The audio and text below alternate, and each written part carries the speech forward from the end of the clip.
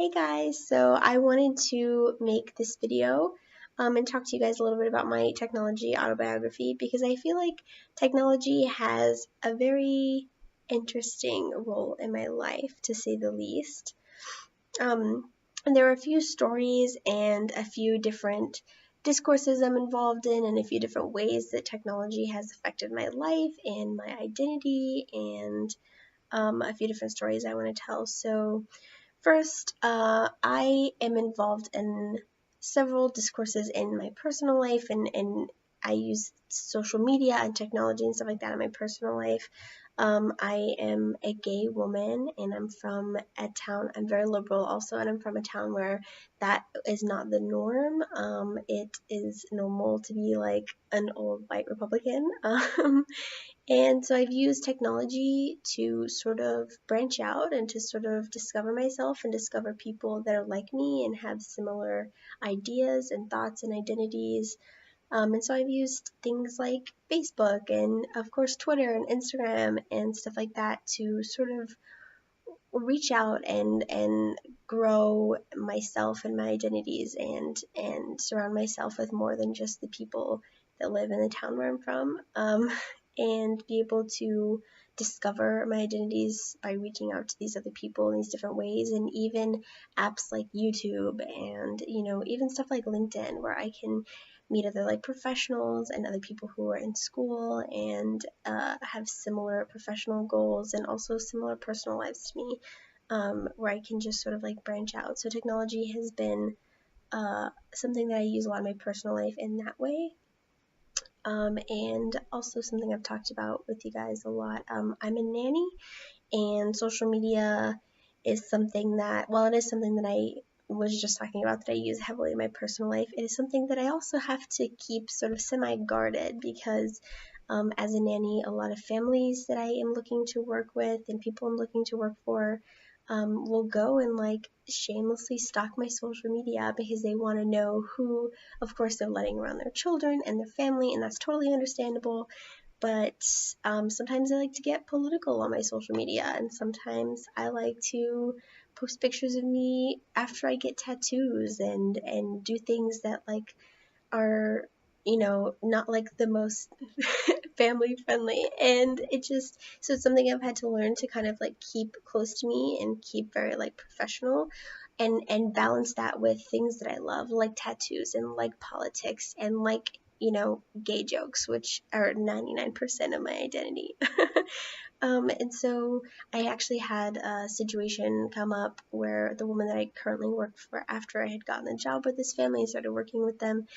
and my social media has always been privatized for this exact reason. So I thought, and this woman made a comment, and she said, "Oh, Elena, I loved your dreads." And a few years ago, I had dreadlocks for about a year. This was like 5 years ago now, and I have some old pictures on like my Instagram and stuff like that. And she said, "Elena, I really loved when you had dreads." And I was like, "Oh, thank you." But in the back of my mind, I was kind of like, this is all private. At least I thought. So like, how did you know that I had dreads? Like, where are these things like accessible to you that I don't know about? So technology has really been important to me growing personally, and also something that I've sort of had to keep balanced and private and be able to be professional online whenever people are looking into me to be around their children and take care of their families. So another area that I use technology in is, well, in my work environment again, whenever I'm working with my families and I'm constantly on my phone and my laptop and I'm on browsers and I'm Googling stuff and I'm looking up people and references and making phone calls and appointments and booking flights, and something that I use social media, or not social media, technology for really heavily is whenever I am communicating with families. So using things like Apple Calendar. There's an app called Cozy that I really love, where you can everyone can access a shared family calendar and to-do lists and grocery lists and stuff, so that it makes it easy for everyone to communicate. And that's really important in how I work and how I function and how I keep track of all of these crazy schedules. and all of these different people that need to be going in different places at different times. And I kind of keep track of all the moving parts using a lot of technology. But I've also found that it's also sort of how I draw the line in my personal life versus my work life. Because my work life, I use a ton of technology. I'm constantly using stuff like this to help my families that I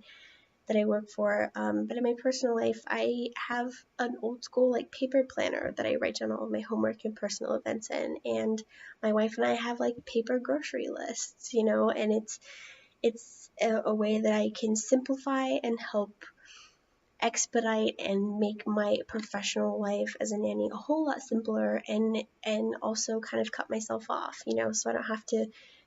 I'm not sitting at work all day using like Cozy and the Apple Calendar and Instacart and like all of these technological things, and then I can kind of go home and like disconnect, and I don't have to deal with all of that in my personal life and kind of drag my work life back into that. So I found that that is something that I had never really discovered before I started doing these assignments for this class and sitting down and like breaking down when I use technology, how I use technology, and it is sort of a buffer between my personal and my work life. Another story that I have talked about a couple times with people in this class is when I was a freshman in college and I was using Google Docs for a project, and my partner kind of got the ball rolling and she set up the Google Doc and she got everything going, and I just kind of like went back to my dorm and like panicked and took like a really fast crash course on like how to use Google Docs, because I felt like so dumb whenever my whole group was talking about like what they were going to do and how they were going to use it, and I didn't know like what Google Docs was or what Google Drive was or Google Slides or any of that, or how to use it, or that you could like collaboratively use it. Like in my mind, I was like, we're just going to email this PowerPoint around back and forth until it gets done. And they wanted to use Google Slides, so I had to kind of go and figure that out for myself. And so doing these readings in this class has helped me kind of like see how all of these experiences have affected my technological identity, and how Gee and all these readings have helped me to see how technology has shaped me and how I've turned out today in the world of technology and in my personal life, and just how I have all these experiences have like come together to shape my point of view. And as an educator, I want to really push myself to strive to help my students become really fluent in technology and help them be literate in this so important world. And technology is just going to continue to get more important, and we're going to continue to lean heavier on it, and it's going to become more apparent in our everyday lives, and pretty soon we're not going to be able to live without it. And I want my students to feel comfortable and confident, and I never want them to feel like they don't know how to do something or feel left out because they don't know how to do something. Or I want them to know how to use social media in a smart way, so that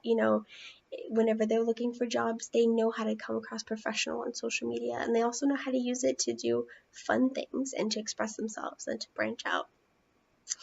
And those are just some of my thoughts on technology and how it shaped me and my technological autobiography. So thank you guys for listening, and I hope you got some insight. Thanks.